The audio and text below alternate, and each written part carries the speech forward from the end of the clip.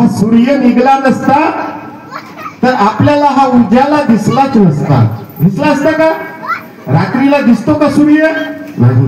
हा सूर्य निघला नसता आपल्याला प्रकाश दिसला नसता आणि हे नदी नाले वाहले नसते तर समुद्र भरला नसता.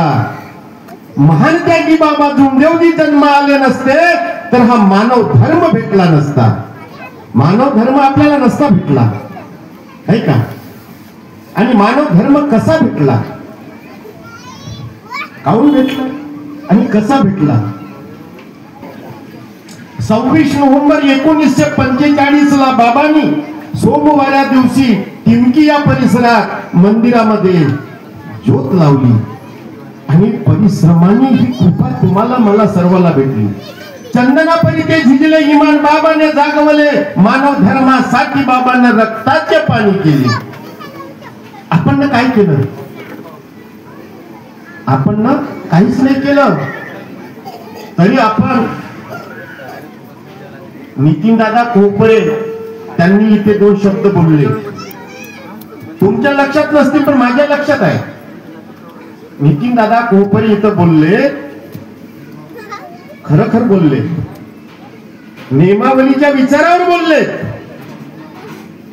मग प्रत्येक सेवकाच्या घरी नियमावली आहे आणि आमच्या मार्गदर्शकाच्या घरी नियमावली नाही का?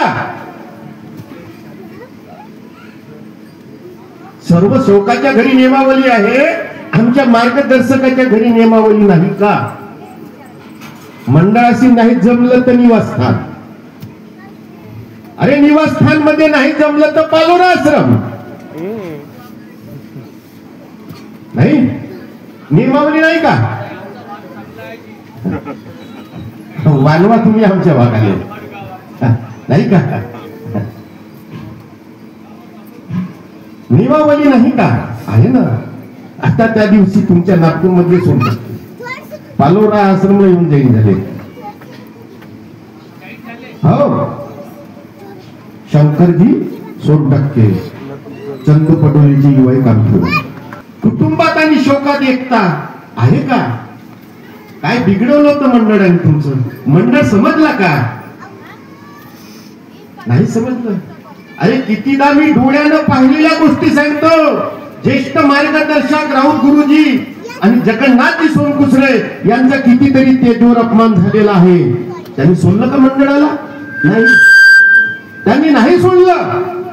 आम्ही स्वार्थासाठी मंडळ सोडून तिकडे जाऊन, तिकडे नाही जमला तिथून तिकडे जाऊन, हे आम्हाला बाबांनी नाही शिकवलं. एक जातो इकडे आणि दुसरा जातो तिकडे असं कुठवरी चालायचं. दिवसभर खोटाच बोलायचं असं नाही मार्गात चालायचं. दिवसभर खोटाच बोला. कशासाठी बोलता खोटे? काय साठी बोलता खोटे तुम्ही? खोटं बोलू नये, दररोज बोलतो ना. मग बोलता कशासाठी? काय भेटणार आहे त्याच्यापासून? उलट नुकसान आहे. म्हणून वचन दिलं आहे त्या बाबाला, सेवक आहो मी बाबाचा. सेवक आहो मी बाबाचा, कार्य मंडळाचे करीन. अरे जो मंडळाचे कार्य करणार नाही तो सेवक बाबाचा नाही. म्हणलं म्हणे बाबांनी की मी गेल्यानंतर मंडळ केव्हा बोलले म्हणे बाबा? नाही. कोणावर टीका करत आहे जरा विचार करून बोल. ज्या महामानवाने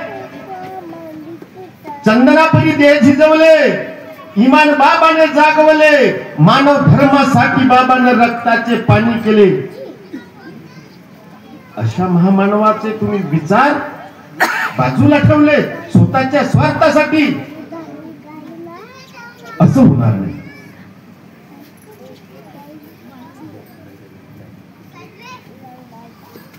येलोरेजीने इथं 2 शब्द बोलले नाही का? आता कोणाला जेवण भेटलं आणि कोणाला नाही भेटलं नाही का?